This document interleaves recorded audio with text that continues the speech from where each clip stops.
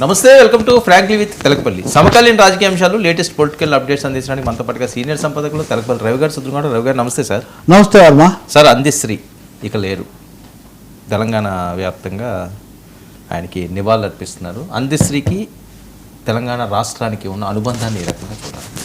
ఇప్పుడు అందశ్రీ వాస్తవానికి తెలుగు తెలంగాణ కాదు, ఆంధ్రప్రదేశ్ కాదు, అసలు మాయమైపోతున్నడమ్మా మనిషి అన్నవాడు. ఈ మాట మానవ జాతి మొత్తానికి వర్తించేటంత గొప్ప పాట. అంటే కొన్ని సినిమా పాటలను మించినటువంటి ఖ్యాతి కొన్నిటికే దక్కుతుంది. ఆ దక్కిన అతి కొద్ది పాటల్లో అది కూడా గొర్రెలను కాసిన వ్యక్తి ఇంత గొప్ప ఒక రాష్ట్రానికి గీతాన్ని అందించడం అన్నది నిజంగా అందుకే నాకు పొద్దున్నే అనిపించింది, మాయమైపోవులే నీవు గుండెల్లో కొలువుగా ఉంటావు అని.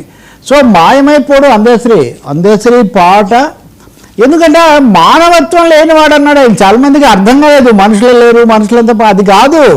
మానవత్వం ఉన్నవాడే మనిషి, మానవత్వాన్ని సమాజం చంపేస్తుంది అని అందశ్రీ కొత్త అర్థం చెప్పాడు. మానవత్వాన్ని ఈ డీహ్యూమనైజేషన్ అంటాం కదా, మనం మానవత్వాన్ని చంపేసే వ్యవస్థ మీద ఆయన ఆగ్రహం. నిజానికి అందశ్రీ తెలుగువాడి పౌరుషము, తెలంగాణ చైతన్యము, ఒక రాష్ట్ర గీతాన్ని అందించాడు. అన్నిటికంటే వర్మ ఒకసారి అందశ్రీకి సత్కారం జరిగితే ఆ సభలో నేను ఉన్నా రమణాచారి గారి దగ్గర.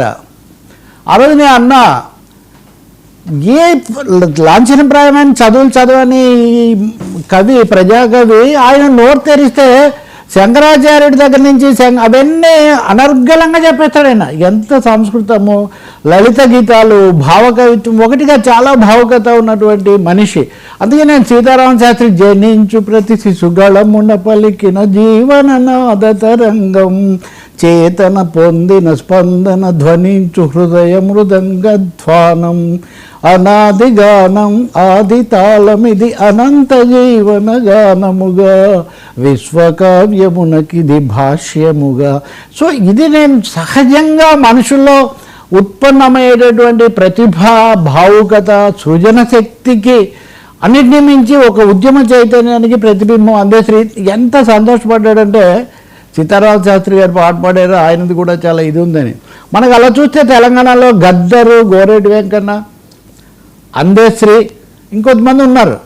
వీళ్ళంతా చాలా సహజ సిద్ధంగా వచ్చిన కవులు. వీళ్ళు విశ్వవిద్యాలయాలకు వెళ్ళరు, విశ్వకళా పీఠాలు ఎక్కిన వాళ్ళు కాదు. ఇది ఈ మట్టిలో నుంచి, ప్రకృతిలో నుంచి, శ్రమలో నుంచి వచ్చినటువంటి కవిత్వం ఇది. నిజంగా అందశ్రీ అందరినీ మించి ఒకటి చెప్పాలి, తెలంగాణ ఉద్యమము, అందులో పాటలు, దానికి ఒక గీతం రాశారు, జయ జయ హే తెలంగాణ జనని జయ కేతనమా అని రాసింది.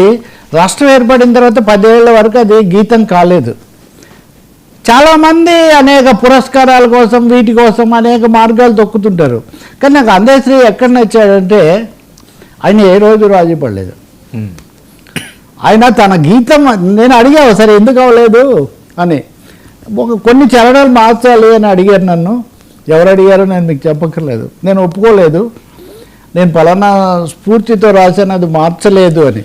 కేసీఆర్కు చాలా దగ్గరగా మెలిగారు మొదట్లో ఉద్యమ కాలంలో, తర్వాత గట్టిగా నిలబడ్డారు.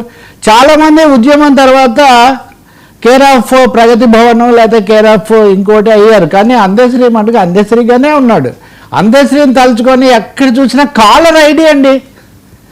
పెద్ద పెద్ద గూగుల్ లేకపోతే ఇంకొక యూట్యూబ్లు పనిగట్టుకొని ప్రమోట్ చేసే ఎవ్వరు చేయకుండానే అందశ్రీ గుండెలో కొలువైపోయాడు. నిజంగా ఇది చాలా గ్రేట్. రెండవది, ఎన్నికల సమయంలో కూడా తెలంగాణలో వచ్చిన రాజకీయ మార్పులో కూడా రేవంత్ రెడ్డికి సన్నిహితంగా ఉన్నారు. అది కేవలం రాజకీయ సాన్నిహిత్యమే.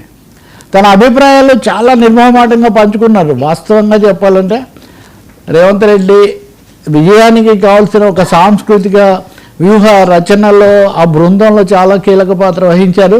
తర్వాత మళ్ళీ తన మార్గంలో తనే ఉన్నారు. మళ్ళీ ఏదో శృతి మించి, అంటే ఒక ప్రజా కళాకారుడుగా, ప్రజల్లోంచి వచ్చినటువంటి వ్యక్తిగా, ఉద్యమాలు, తెలంగాణ స్ఫూర్తి, తెలుగు భాష సౌందర్యం కూడా ఆయనకు బాగా తెలుసు.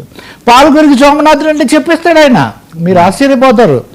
వాళ్లకు మనము కనకాభిషేకాలు అవి చేస్తున్నారు కదా, స్వర్ణాభిషేకాలు, ఏది ప్రవచనాలు చెప్తారు, లేకపోతే అనర్గళంగా చెప్తారు, కవితలు ఎలా చెప్తారో రకరకాలు ఉంటాయి. దానికి ఇవేమీ లేని ఒక సామాన్యమైనటువంటి మట్టి మనిషిగా కనిపించిన ఒక మహాపండితుడు అనమాట. నిజంగా అందశ్రీ మృతి చల్చిన వయస్సు అంత ఎక్కువ కాదు ఈ రోజుతో పోలిస్తే ఈ రోజుల్లో. కానీ ఎప్పుడూ కొంచెం మనిషి ఒక ఉద్వేగంగా ఉండేవాడు. డాక్టర్ గారు అంటుంటే పొద్దున అనిపిస్తుంది ఆ బ్లడ్ ప్రెషర్, రక్తపోటు అది ఉంది, దాని గురించి తగినంత కొంచెం ఆ విషయంలో తగినంత జాగ్రత్త తీసుకోలేదు. నిజంగా ఆయన ఎప్పుడు ఉద్వేగంతో ఉద్యమాలతో బతికాడు. చాలా విచారకరం. మొత్తం కళా ప్రపంచం, సాహిత్య ప్రపంచం, సినిమా పాటలు కూడా మీరు ఆశ్చర్యపోతారు. ఏది ఆ పాట ఉంటుంది కదా, నంది బహుమతి కూడా వచ్చింది ఆయనకు. నంది బహుమతి కూడా పొందిన ప్రజా గాయకుల్లో నంది పాట పొందిన కొమ్మ చెక్కితే అమ్మరా, కొమ్మ చెక్కితే బొమ్మరా, కోరి కోలిచితే అమ్మరా.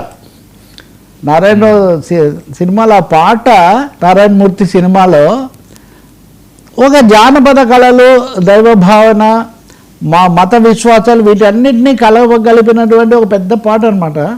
అందులో మొత్తం ప్రకృతి ధర్మాలు ఇవన్నీ కూడా చెప్తారు. నిజంగా సహజ కవి ఆయన, ప్రజాకవి, ఉద్యమ కవి. ఇన్ని విశేషణాలు ఉండి కూడా వాటిని ఏదో తన కోసం చేసుకోవాలి అని కాకుండా తనుగానే జీవించాడు చూడండి. అది అందశ్రీ యొక్క గొప్పతనం ఖచ్చితంగా. అందుకే మళ్ళీ చెప్తున్నా, మాయమైపోతున్నాడమ్మా మనిషి అన్నవాడు అన్న ఆయన పాట ఉంటుంది.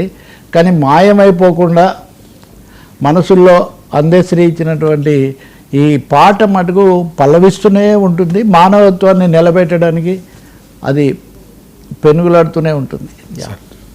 సార్ పవన్ కళ్యాణ్ వింత మాటలు, దేవుని రక్తం